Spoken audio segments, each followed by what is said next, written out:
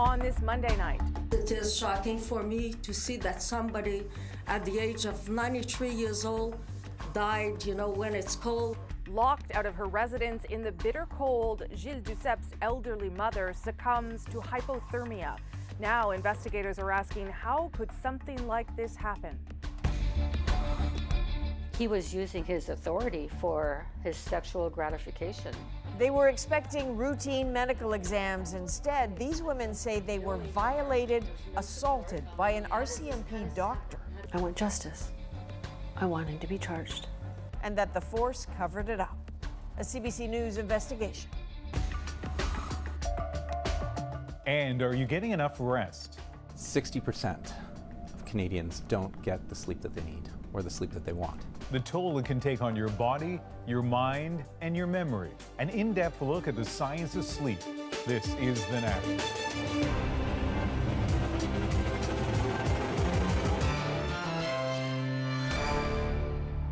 We begin tonight in Montreal, where the extreme cold so many of us have been living through has cost a 93-year-old woman her life.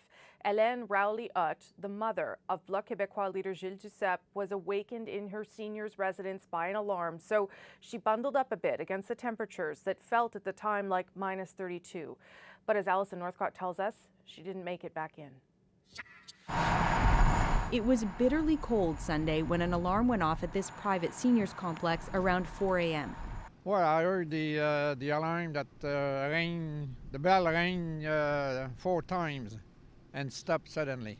And I looked at the window and I saw the firemen, about 4 or 5 car of firemen, people. Some residents left their apartments, including 93-year-old Hélène Rowley-Hutt. Police say she was hard of hearing and may not have heard an announcement saying her building was not being evacuated. 7 hours later, her body was found outside in the snow. Oui, je trouve ça effrayant. I find it frightening, says this woman who lives nearby, that someone could have been outside without anyone noticing. Ils m'ont expliqué qu'il y avait la monoxyde de carbone. This resident says firefighters explained there was a problem with carbon monoxide, but everyone soon returned to their apartments. Police say Rowley-Hutt got locked out and couldn't get back in.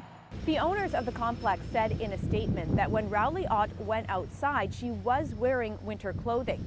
They said their security cameras showed she fainted at some point after exiting.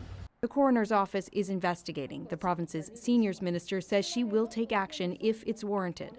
If we have to change something in the future to make sure people are living in more security, we will do it. Rowley-Hutt was the mother of former Bloc Québécois leader Gilles Duceppe. His political colleagues offered sympathy and support. Learning about it now, my condolences go out to Mr. Duceppe and his entire family. It's very difficult for Gilles. I speak with him today, and it's very, very difficult for him and for all the family. The private complex is home to more than 600 seniors. Most of them are autonomous, and for that reason, the seniors ministry says a head count isn't mandatory after an evacuation. The facility says it is fully cooperating with the investigation. Alison Northcott, CBC News, Montreal. Quebec's coroner's office says 121 people died from exposure to extreme cold between 2010 and 2016. 31 were elderly, meaning over the age of 75. And there are more concerns about exposure in other parts of Canada tonight. Extreme cold is gripping parts of Ontario and Quebec, and Atlantic Canada is still dealing with the aftermath of that nasty winter storm. There's a big layer of crust of pretty thick ice from some freezing rain that fell last night, and then underneath that, the first snow that fell yesterday also looks quite fluffy. In New Brunswick, people have been digging out all day, and crews are working around the clock to keep the streets clear. I would compare it to trying to plow salt, really. Some areas saw more than 30 centimeters of snow. Others, a treacherous mix of snow, ice pellets, and freezing rain that caused flash flooding in Moncton and St. John. I'm just working as best I can to find the storm drain so that our swimming pool in the street drains. And then there's the extreme cold. Temperatures here in Ottawa could feel like minus 35 tonight. For many, that means staying indoors or bundling up. Under the heavy coat is a few other layers. But for others, it's a matter of life or death. I don't like to be out here. I just don't have any choice if I want to eat. The big worry, of course, is frostbite, which can happen in just 10 minutes. Toronto's mayor says shelters were nearly full last night, and outreach workers are trying to convince more people on the streets to seek refuge indoors. The good news is the end is in sight. Why, it's a balmy -11 in my hometown of Winnipeg right now. Southern Ontario should warm up tomorrow. The RCMP is going through a kind of slow-motion Me Too moment, dealing with thousands of claims of sexual harassment in a class action lawsuit and getting a new civilian watchdog. But amid all that, the RCMP now faces allegations it covered up sexual assaults. A CBC News investigation reveals that years ago, 3 female RCMP employees came forward about a doctor who examined them when they were new recruits. They brought allegations to their bosses, local police, and regulators. But nothing happened. Now the women are coming forward once again, along with dozens of others. And Dave Seglins has their stories and a warning here. The details of the allegations are disturbing. Hello. I'm pounding. Are you? Yes. Look at Ricky. A reunion, bittersweet. 30 years later. We're going to do this together? Yes. They're meeting to expose a secret. I had all the paperwork saved. About the mandatory medical exams they had when they each first joined the RCMP. He starts to pull at my nipples, and I asked, why are you doing that? So he had me spread my legs, and he didn't have any gloves in his hands, checks around, and he keeps calling it a peek. I'm taking a peek. This is what the RCMP says you have to do to be employed. It was a specific answer over and over again. These 3 women are still haunted, still angry about what happened. It was 1989. Helen Henderson, Vicky Gravel, Sylvie Corriveau. They were young, newly hired at the RCMP's Toronto Airport Detachment. They got to talking about the RCMP doctor, John A. McDougall, and the breast and vaginal exams he did. They decided to report him.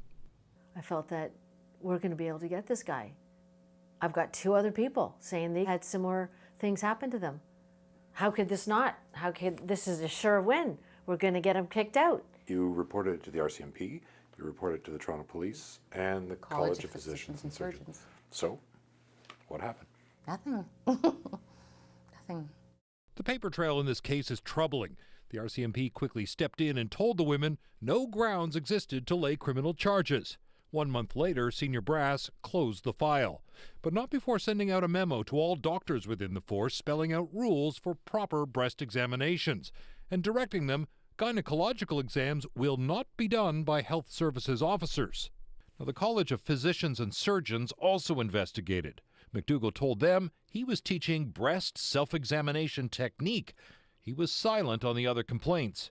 I am deeply disappointed that the applicants, subject of this investigation, have felt in any way mistreated, he wrote. The college canceled a disciplinary hearing. Now, according to these internal records, the prosecutor says the women backed down, were afraid to testify. The women tell us that's just not true. Well, either way, McDougall kept his license for another decade. I blame everyone, Toronto Police, the RCMP, and the College of Physicians. Their lack of action, resulted in more females being sexually assaulted. They could have stopped this, and they failed to do so. A year ago, Toronto Police reopened their investigation. 30 complainants have come forward. Yeah, this looks like it, I think. Now, John McDougall is in his mid-80s. He lives at this retirement residence just west of Toronto. We're going to go in and see if we can speak to him about these allegations. Can I help you? Yes, I'm here to see John McDougall. Okay. Is he here? I can't give any information about anybody. McDougall's lawyer later told us he is frail, in round-the-clock care, and is suffering dementia. His family declined to comment. I want justice. I want him to be charged. We've lived with this for so long, and we've had to put it on the back burner. We never thought we would be here today, but for whatever has happened with the Me Too movement, it's time. So, Dave, you know, you hear in there them talking about justice, and you hear that often that people want it, but it's hard to know what justice looks like. So in their case, walk us through what that means. Well, for some, they want him to be confronted. Whether he will know, given his state of health, what he's being confronted with is a big question. Whether he'll ever face charges is a huge question. But for some of the women we spoke to, the RCMP, they really want the RCMP held accountable. For them, it's being heard, it's being acknowledged, the RCMP acknowledging what happened to them. They had hoped they would get some justice through the class action lawsuit that we've heard about over the years. But because some of them were recruits when they were examined, they weren't technically employees. So they've been disqualified from compensation. That's why they're launching a new lawsuit. Okay, Dave Seglins, thanks very much. Thank you. Now, the Public Safety Minister, Ralph Goodale, wouldn't comment on these women's allegations, but he said cases like theirs underscore the need for change. That is why we have pursued the modernization agenda that we have so vigorously. You see that reflected in the mandate letter to the Commissioner, in the selection of the Commissioner herself, and in the governance changes that we announced a week ago. All of that is aimed toward remedying this situation and making sure that the corner is thoroughly and soundly turned. And Goodale added that there will be more announcements in the coming weeks on changes to the RCMP's harassment procedure.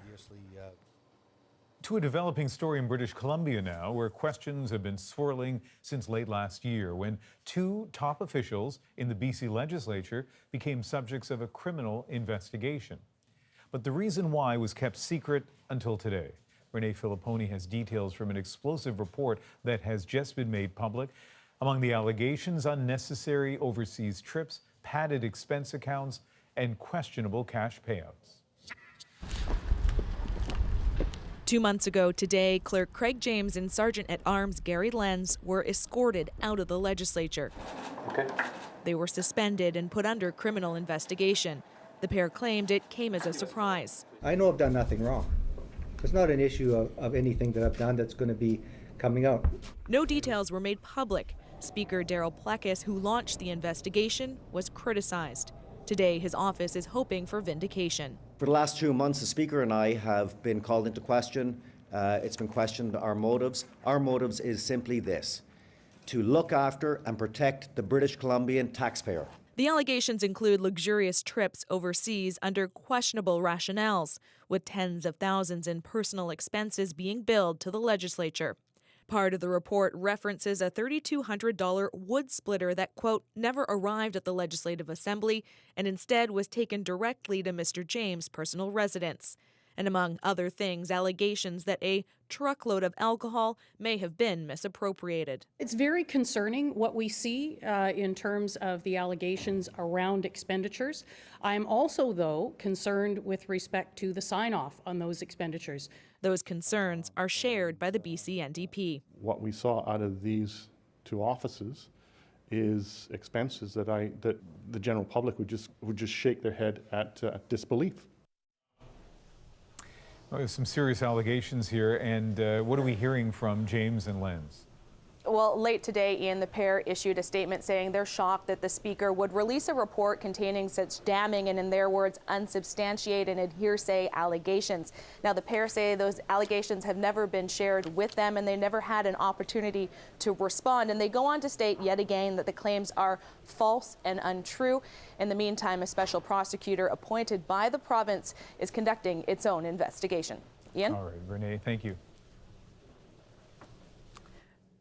Turning now to a tough issue this country's been wrestling with for a long time, the struggle to provide adequate long-term care for seniors. It's not just about space and money. There are growing threats to seniors' personal safety in long-term care homes, with increasing cases of dementia, come rising levels of violence amongst residents, between residents, even homicide. David Common explores this disturbing trend. In life, Keith Wood was full of adventure, a naval veteran with a flair for fun. It all ended with a gash across his head, a blood clot in his brain, the result of an unprovoked attack inside the home intended to care for him. I whispered into his ear, "Parting is such sweet sorrow. I'll be here in the morning if you're still here. If you're not, I'll understand. And I was home about an hour when they called to say he died. His wife and caregiver says she soon learned the man who attacked Keith, a resident with a history of violence, was charged with manslaughter. The unpredictable and sometimes aggressive effects of dementia are seen as a key reason behind the escalating violence. They were evident in this case CBC reported last year when a resident hurled a chair at Meyer Sadoway. The attack continued, and Meyer would later die. At least 29 deaths in Ontario homes over 6 years have been deemed a homicide. There is a total consensus that there is a critical situation in long-term care in which the acuity of the residents is extremely high, the care levels are too low, and the violence levels have really just skyrocketed. Resident-on-resident violence surged 105% between 2011 and 2016. Ontario's coroner has repeatedly warned the issue of resident-on-resident violence is an urgent and persistent issue. Those who live in the homes are arriving later in life, living longer, and more often with dementia, which can produce aggressive, unpredictable behaviors. Yet a new report from the Ontario Health Coalition says staffing levels are decreasing relative to the growing needs of our parents and grandparents in the homes. Okay, David, what are Ontario health officials saying about this? Nothing. They wouldn't talk about the homicides being discussed today. We do know, though, that some homes are trying to address dementia in different ways, even with architecture, changing it so that those with dementia who wander aren't stuck up against a wall, essentially. That reduces some of the aggression. It's shown to be promising. But at the end of the day, this report and many others before it have pointed to staffing, the lack of staffing in particular. 62% of the aggressive incidents, according to one study, have been unwitnessed by staff. Now, staff can't be everywhere all the time, but when they aren't there, bad stuff can happen. Okay, David, thank you for this. Appreciate it. Here are some of the other developing stories that we're following tonight. A Thunder Bay man will stand trial for second-degree murder for killing an Indigenous woman. Braden Bushby is the man in the center here, accused of throwing a metal trailer hitch from a moving car that hit Barbara Kentner. It happened in January 2017, and she died several months later from her injuries. The judge today said there was enough evidence presented in the preliminary hearing to send the case to trial. The founder of Canadian beauty brand Decium has died. The company confirmed that 40-year-old Brandon Truax passed away over the weekend. Truax has had a strained relationship with the brand after abruptly closing its roughly 30 stores. Following 2 court proceedings last year, he was removed as the company's CEO in order to stay away from Decium stores and employees. Still ahead on the National, while Theresa May unveils Plan B for Brexit, we take you to a town overwhelmingly in favor of leaving. Plus, how much is a good night's sleep worth? Tonight we begin an in-depth series with new science showing how getting your rest can boost your brain power. I'll give you $1 million for a good night's sleep, Ian. And would you do anything for love? How about this? She wanted a coffee and I'd do anything for her. So I said, you know what, I can't get up there with the car. I said, I'll skate up enough to get them. And so that's what I did. The country's greatest love story in our moment.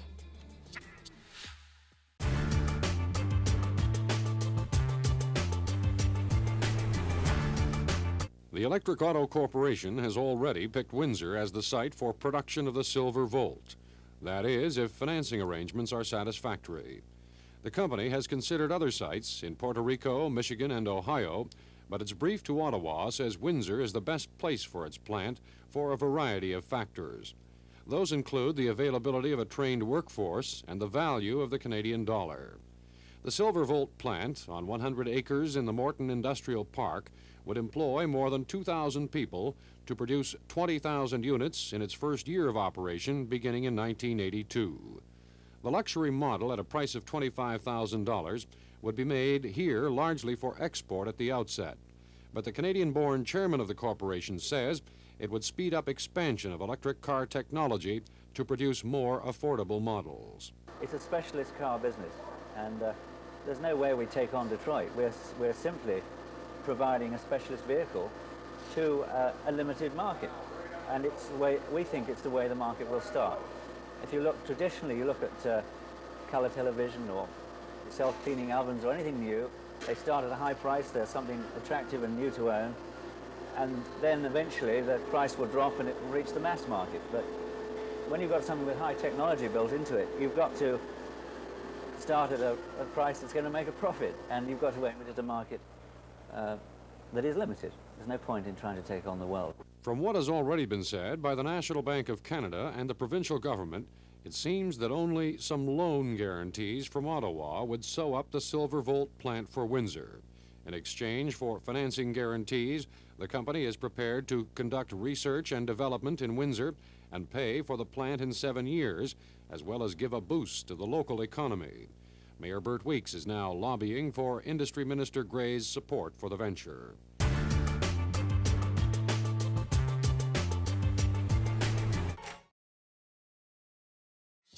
Brexit tells us that emotionally we're in a broken home. Since the referendum, we have been living in a state of constant fear. There are some anxious people in London lately, British and European, sharing their concerns about the UK leaving the EU. Plenty of anxiety, too, in the British Parliament after that stunning rejection of Theresa May's original divorce deal. Well, today the Prime Minister pitched her revised Brexit proposal. Following last week's vote, it is clear that the government's approach had to change. I've listened to colleagues across Parliament from different parties and with different views.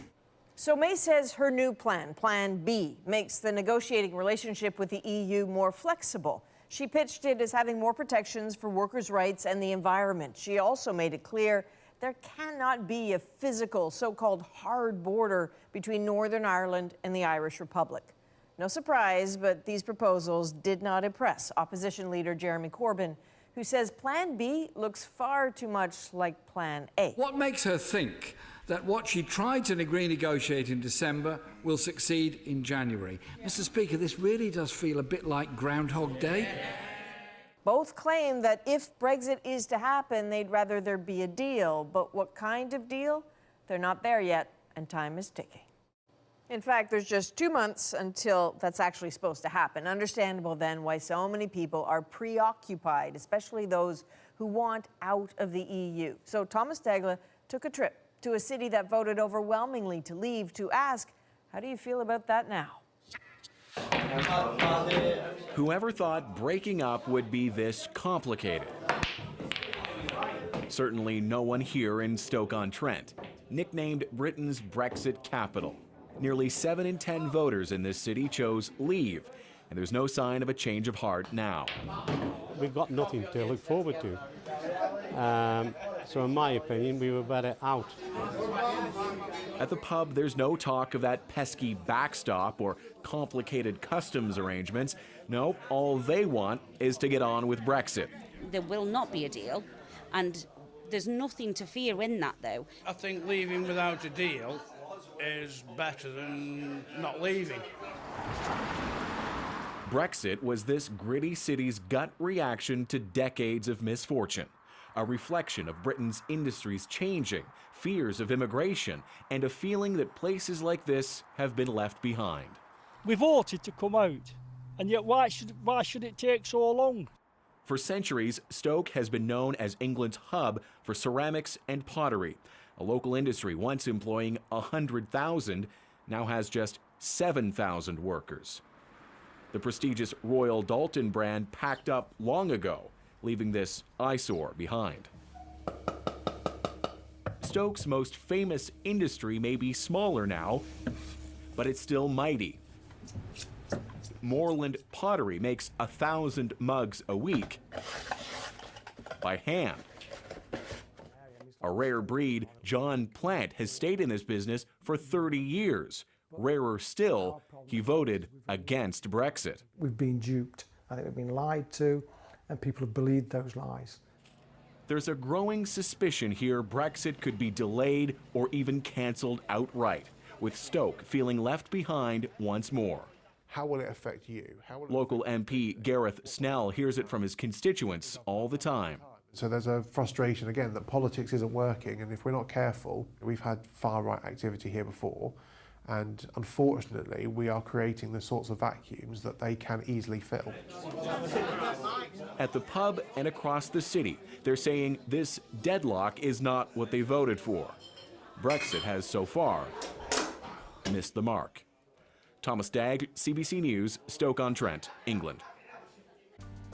Still ahead on the National, Canada versus Norway, the war over a giant fake moose. But first, we begin our in-depth series on sleep. Duncan McHugh turns from reporter to research subject as he finds out exactly how much a good night's sleep can change your brain. All right, Duncan, we're going to get started with the task now. The tower of discs that you see on the left, that you're going to want to move those all the way to the right.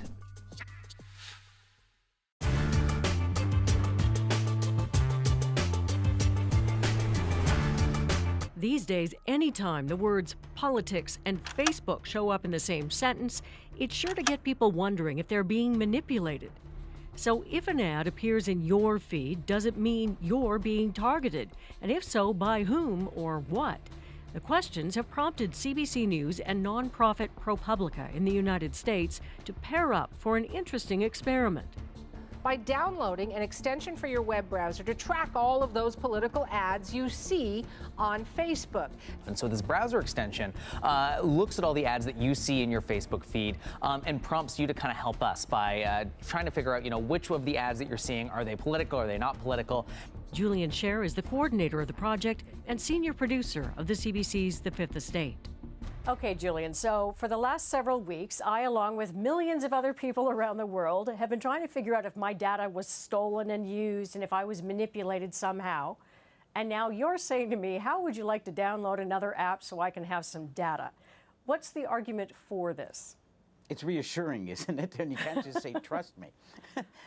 Well, in many ways, it's good timing because people were feeling powerless. People were being inundated with a lot of this stuff and wondering, what does it mean? And especially, we've got a bunch of elections coming up, provincial elections in Canada, federal elections. So the purpose of this is to, in fact, help people take back control by looking and analyzing at the flood of political ads that you are getting on your Facebook post.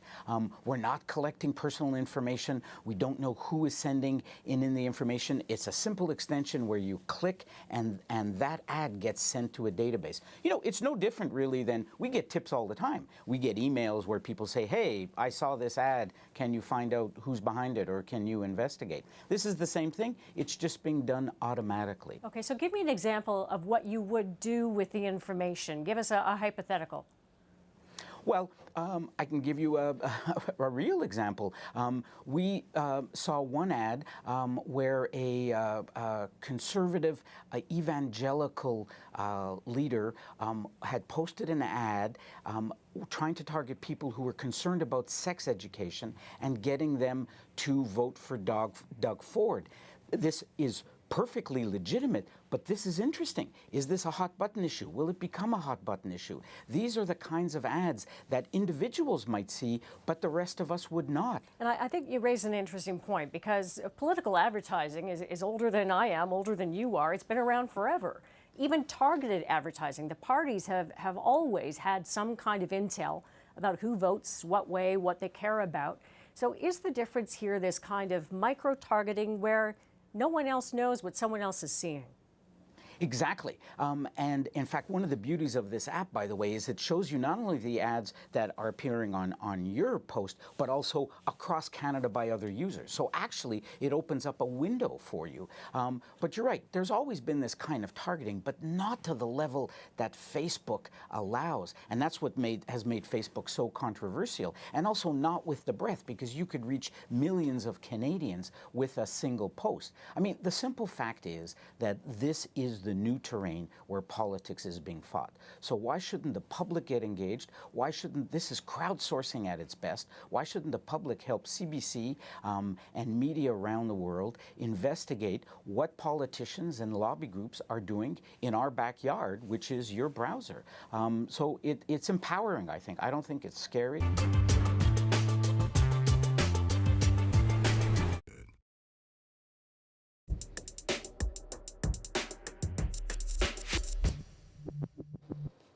Over the next few days, we'll be going in depth into a crucial and increasingly scarce resource, one we all adore, that's sleep.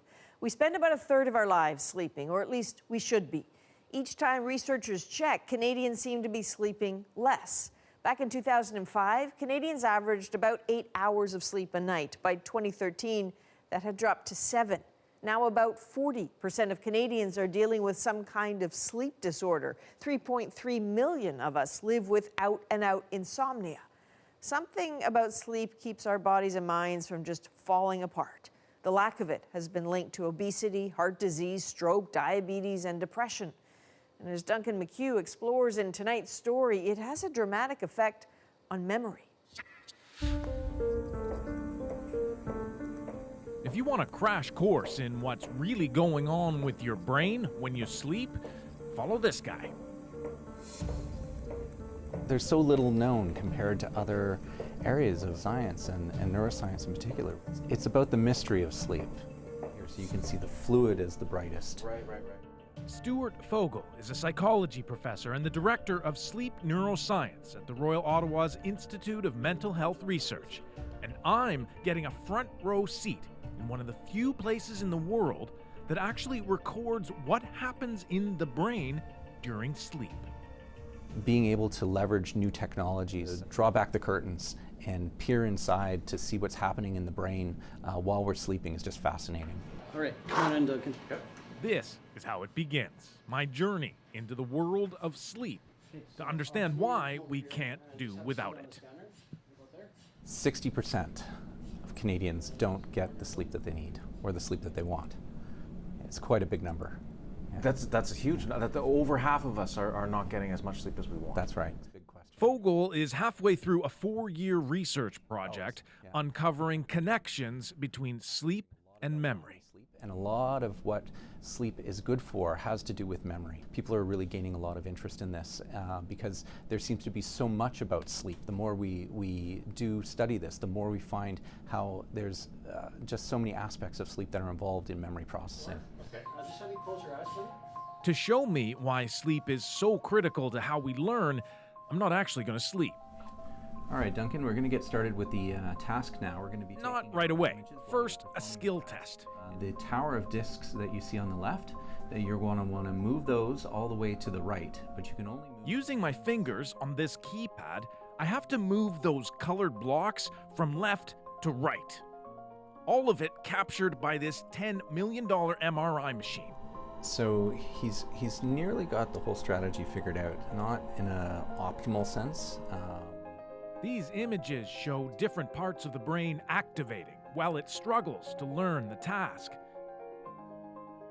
The same kind of brain activity occurs during sleep, and to Fogel, that's a crucial discovery. And what we see is with a period of sleep that people just arrive at this aha moment where they've arrived at the solution, the optimal solution to the puzzle that they couldn't necessarily get to before they had sleep. That's it. You're all done. All right. It's a motor skill thing too. The third finger is like, come on. Work. So does that mean the more sleep you get, the better your memory? Well, to a point, and as Fogel has learned, up to a certain age.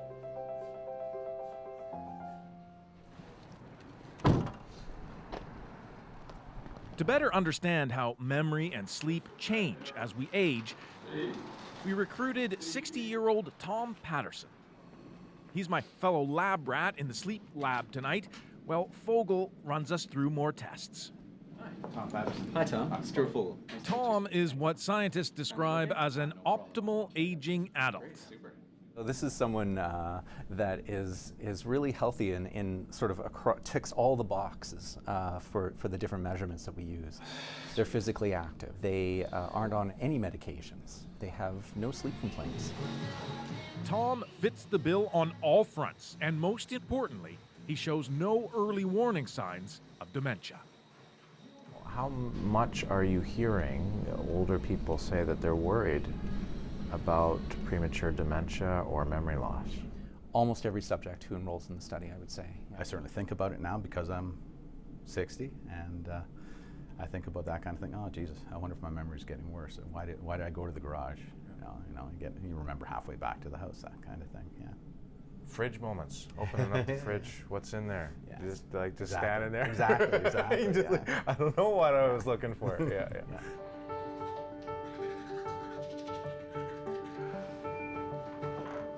They pick up the electrical activity that's just naturally going on in your brain. Then, time to get wired up. These electrodes will document our brainwaves throughout the night. What time do you normally go to bed? We've also enlisted 23-year-old doctoral student Nick Vanderberg to show how differently a young brain deals with memory and sleep. When you see the green cross, that means to practice. So 4-1-3-2-4, 4-1-3-2-4, as quickly and as accurately as possible. Okay, time for another motor skills test. And it ain't easy. This is hard work. Onto all of these, I'll have you hold on to this side. Perfect. A few more wires to hook up because I didn't look Frankenstein-y enough. And then finally, time for bed. It should be really easy to sleep tonight. Good. Duncan, can you hear me okay? Yes. So you're just gonna make yourself comfortable in the bed and you're off to sleep for the night? Okay. All right, good night. Okay, that's everybody.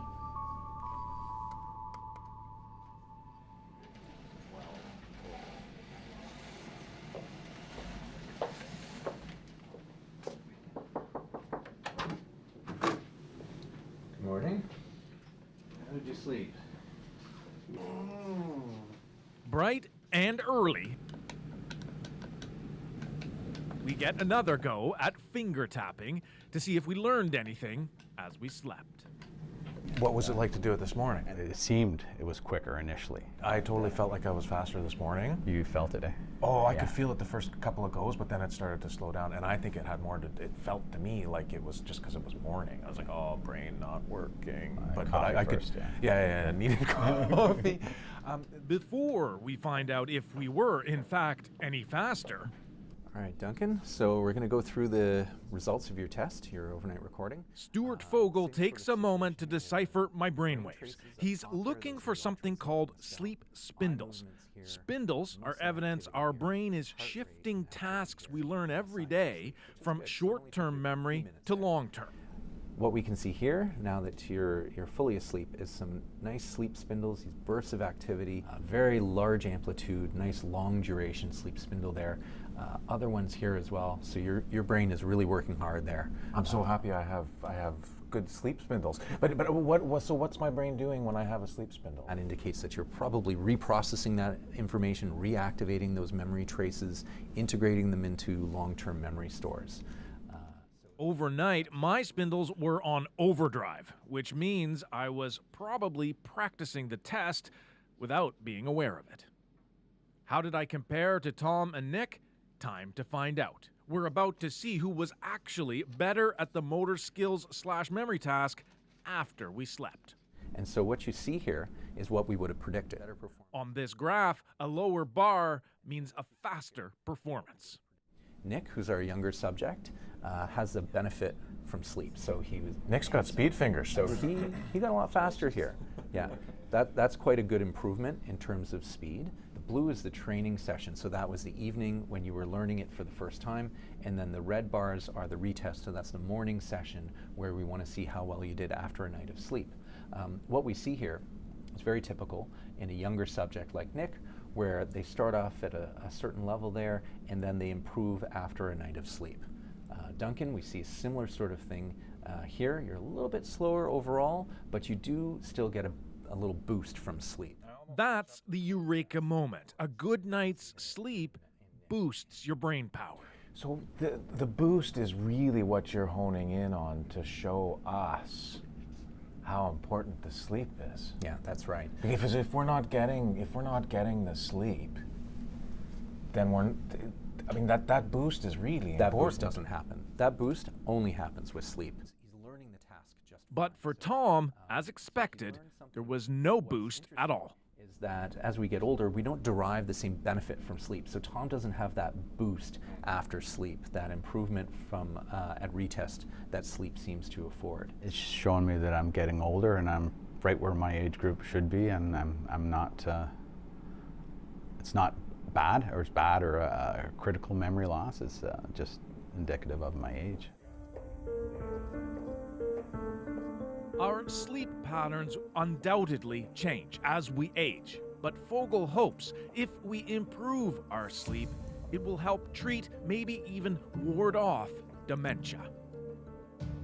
The moral of the story would be to do everything you can to make sleep a priority, and to eliminate the things that are going to interfere with sleep, because sleep definitely can stand to provide a benefit, and perhaps even stave off things like dementia. I wouldn't necessarily call it the fountain of youth, but I think there's something to be said about its ability to keep our brains healthy as we age.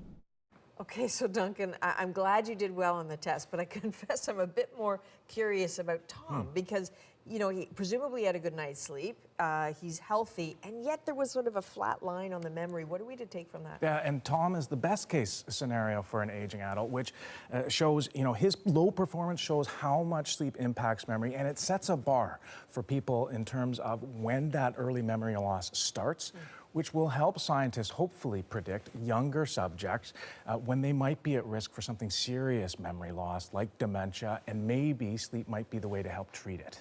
Okay, tomorrow we're looking at sleep apnea, right? Apnea. And apnea, that's when you stop actually breathing in the middle of the sleep. That can happen a couple times a night. It can happen hundreds of times a night, and it has serious health impacts, obviously, and many Canadians don't know they have it. So we followed another 3 people through another sleep test, but this one was at home. That presents a few challenges, and take a peek at this. So, off they go to give it a try.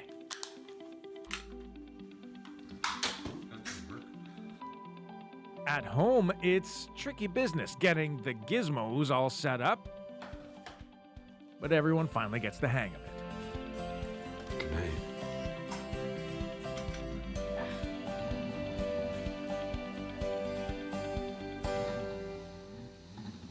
Okay, these are good sports, letting you lurk in their homes all night long. Looking forward to that tomorrow. Going to learn something. I'm looking forward to going home and getting a bit of sleep tonight. What about you? Yes, please. See you later. Thanks. I'm anxious about sleeping now. Still ahead, our moment of the day. The surprisingly romantic story behind the best video on the internet today. But first, in case you missed it, Canada is upping its game in a very specific struggle against a certain Scandinavian constitutional monarchy that couldn't just leave well enough alone. There are things that you just don't do to Canadians. You don't water down our beer, and you don't tell us we can't put maple syrup on our pancakes, and you don't mess with Mac the Moose, or you're going to get the antlers. This shiny interloper is what Mayor Fraser told me is so fired up about. Norway's Storelgen, standing 10.3 meters tall, it officially took on the title of world's largest moose statue when it was erected just over 3 years ago, dethroning Moose Jaw's famous Mac the Moose. But now, Canada is gearing up to wrestle back the crown from this mockery of our moosehood, this giant chrome gauntlet slapping the face of an entire nation.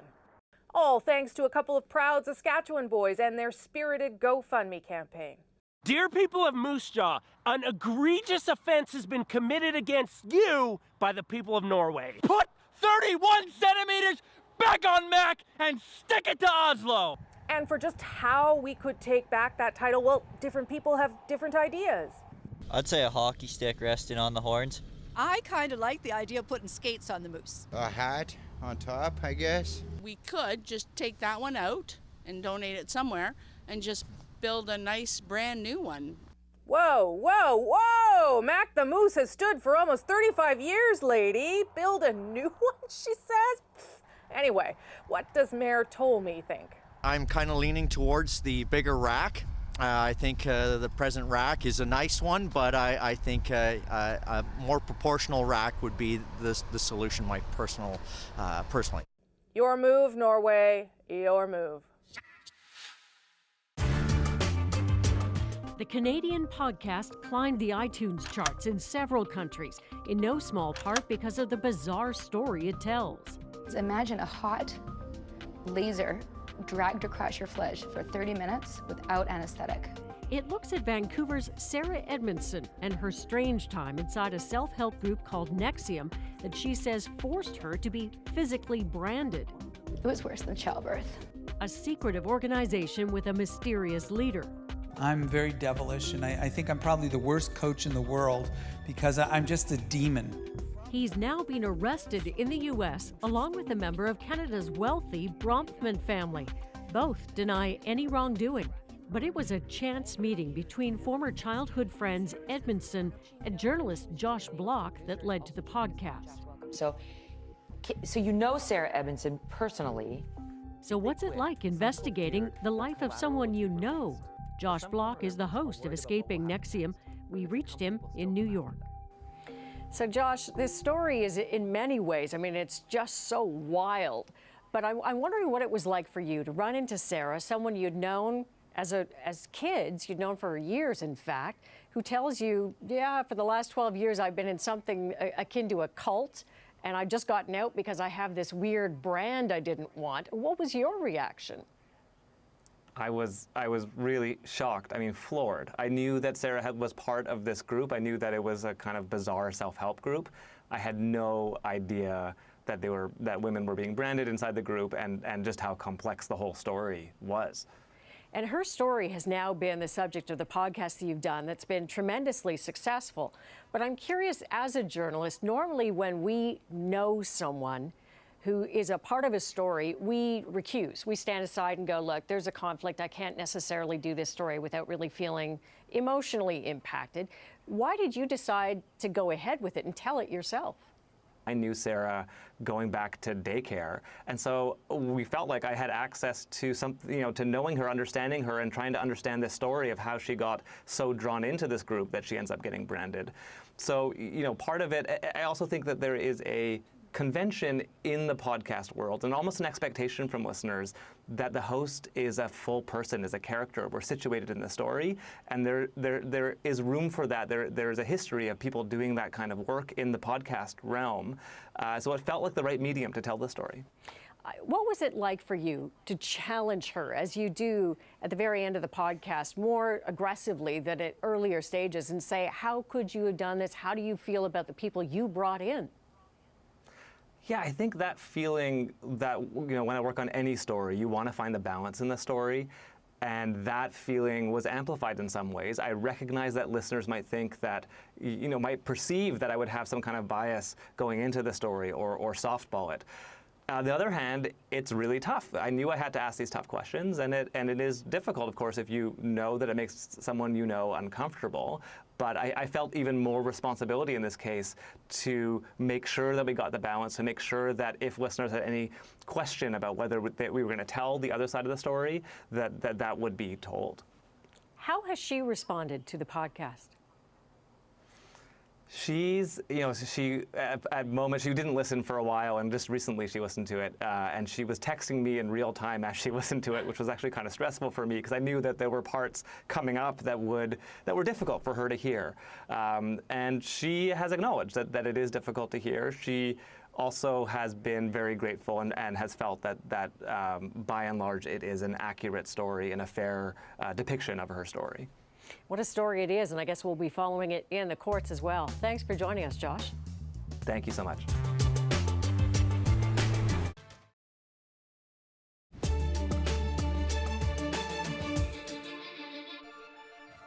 Here are some of the other stories we're watching tonight. Members of the Venezuelan National Guard have been arrested for allegedly plotting against the president. The officers demanding President Nicolas Maduro leave power and apparently seized weapons from a National Guard command post. It triggered violent protests just a few kilometers from the presidential palace. Living conditions in Venezuela are deteriorating with frequent power outages, inflation, food and medicine shortages. Opposition leaders are calling for nationwide demonstrations on Wednesday. In the Kerch Strait near Crimea, at least 10 people have died after 2 ships under the Tanzanian flag caught fire. Some of the crew were able to jump into the water to escape the flames. About a dozen crew members have been rescued, with recovery operations still underway for the remaining crew. It's believed an explosion occurred on one of the vessels and the fire spread to the other. And for the second time in less than a week, a suicide bomber has targeted U.S. troops in Syria. A car bomb went off this morning near a checkpoint in the north. No Americans were killed, but there are reports of casualties among allied Kurdish forces. The attack follows another last Wednesday that killed 4 Americans, 5 Kurds, and several militiamen. ISIS has claimed responsibility.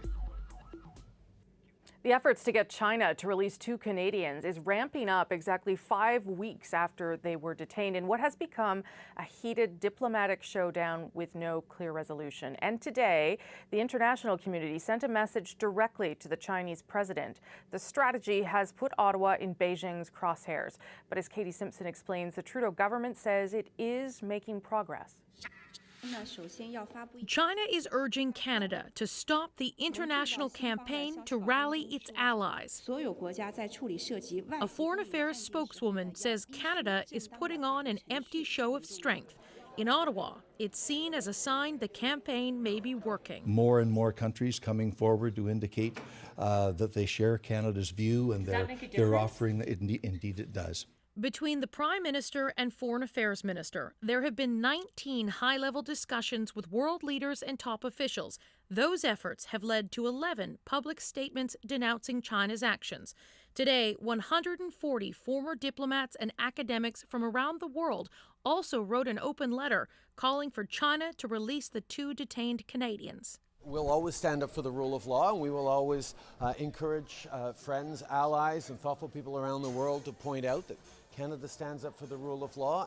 But one conversation Justin Trudeau has avoided so far is a direct call with Chinese President Xi Jinping. If this issue is going to be resolved, it's imperative that the Prime Minister step up to the plate. Sources tell CBC News if the timing is wrong on a call to Xi, it could limit Canada's options going forward, and that it may end up inflaming tensions further. Beijing has demanded the release of Meng Wanzhou, the Huawei CFO arrested on an extradition request from the U.S.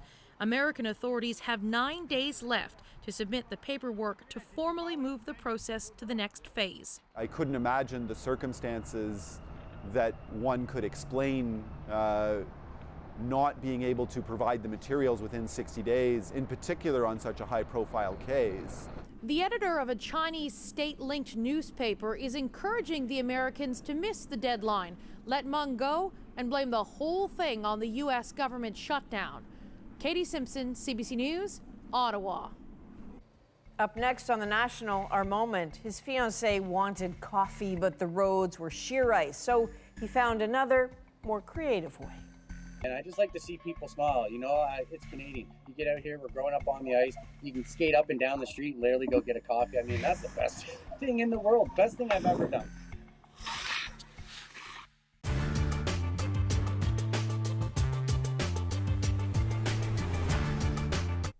Nearly 1,000 people died last year from overdoses in BC. That's a huge spike in numbers from previous years. Many of those deaths have been linked to fentanyl, a game-changing opioid that's 100 times more powerful than heroin. But how is this powerful drug reaching users? According to border officials, China is the main source of fentanyl coming into Canada. Canada's economic and social ties with China create ample opportunities for small packages to get smuggled into the country through shipping routes or via the thousands of visitors to BC each year. A simple search of buy fentanyl online produces numerous sellers, including one foreign pharmacy that promises 100% anonymity and privacy. The suppliers often place the drugs in decoy packaging, promising undetectable parcels packed carefully with tungsten and carbon papers that can easily pass through customs X-ray machines and onto planes bound for Vancouver. Sometimes fentanyl has been found hidden in shipments in Vancouver's air cargo operations. But the majority of fentanyl seizures in British Columbia happen at the Vancouver International Mail Centre. Border officials can only open mail that weighs more than 30 grams and need the importer's permission to open smaller packages. Once fentanyl is in Canada, it's trafficked by drug cartels and gangs, and also by loan operators into the black market. Since most of the fentanyl coming into the country is in powder form, it's pressed into pills here. As for where the demand for fentanyl is coming from, the users are pretty diverse. Fentanyl is cheap to make, so distributors have been lacing drugs with it to give their users an extra kick. The drug affects not only people dependent on prescription opioids, but also severely addicted illicit drug users and recreational users who aren't aware that it's been cut into their drugs. That's why it's claimed the lives of people in the downtown east side and also teenagers from affluent neighborhoods. So what is being done to choke the supply and demand chain? While China and Canada have agreed to coordinate policing efforts to crack down on illicit fentanyl and other opioids, we just don't know what that will look like yet.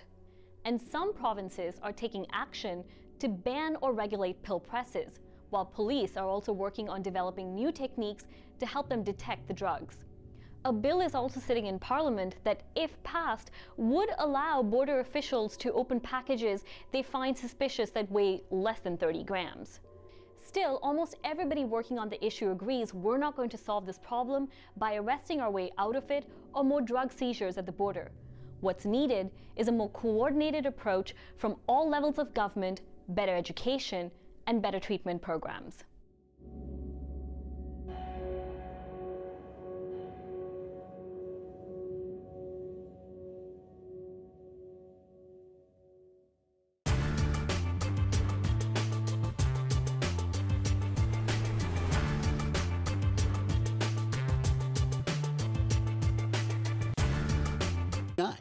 Why you even have online review? Well, you're not really a modern business without them. There's probably a whole bunch of them out there for Kim's. Here we go, Kim's Convenience. Wow, 4 stars. Love this place. And that Mr. Kim is a real cutie pie. Cutie pie? Oh no. Hope you don't get jealous. Why? They is crazy or ugly. Why you say like that? Because everyone who write online is crazy or ugly. We're gonna die! Most of them have already been exposed. We don't know that you have it. I don't want you feeling sorry for me. If you want me out, you'll have to fire me. The issue here is safety, not money, isn't it? Unspeakable. New episode, Wednesday on CBC.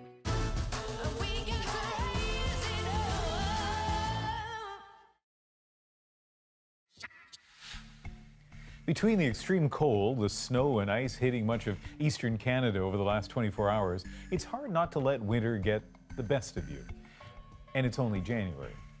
But that's not how Corey Hamilton sees it. He didn't let a very frozen New Brunswick street stand in his way today. All he needed was a pair of skates. How he made the most out of a nasty storm is our moment.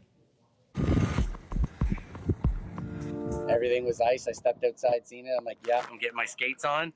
And I went up here to the hill. I went up to the top. It's 2 rows, and I did a little slalom action there, back and forth, just kind of testing the ice.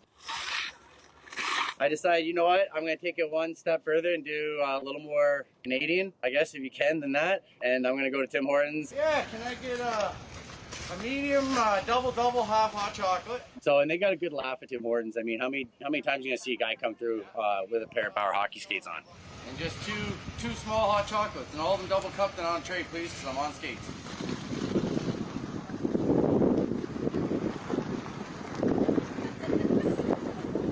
Coffee, babe? She wanted a coffee, and I'd do anything for her. So most Canadian thing I've ever done, by far. And if you can beat that and get more Canadian, I would like to see it.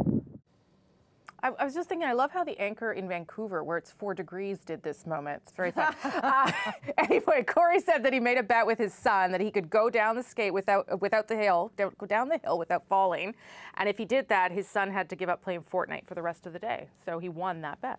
Very unhappy child, I'm sure. But also, you know, you heard Corey say there, it's the most Canadian thing he's ever done. He's pretty proud of himself right now because he has now challenged Sidney Crosby to a race for Tim's. So if you're listening, Sid the Kid, there's a contender waiting for you. And now to loop back to something that Rosemary said just a moment ago, you guys are really good on social media, have many more followers than I do. I almost tweeted out a picture today on my walk to work of people a block away from my home playing tennis outside. good idea that I didn't tweet that, do you think? No, so I important was days there like that. last week, and I was considering not letting you return. Yeah, it was nice, but I certainly feel, especially for the people back home in New Brunswick, what a great moment we had. That is the National for January 21st. Good night. Good night. Night.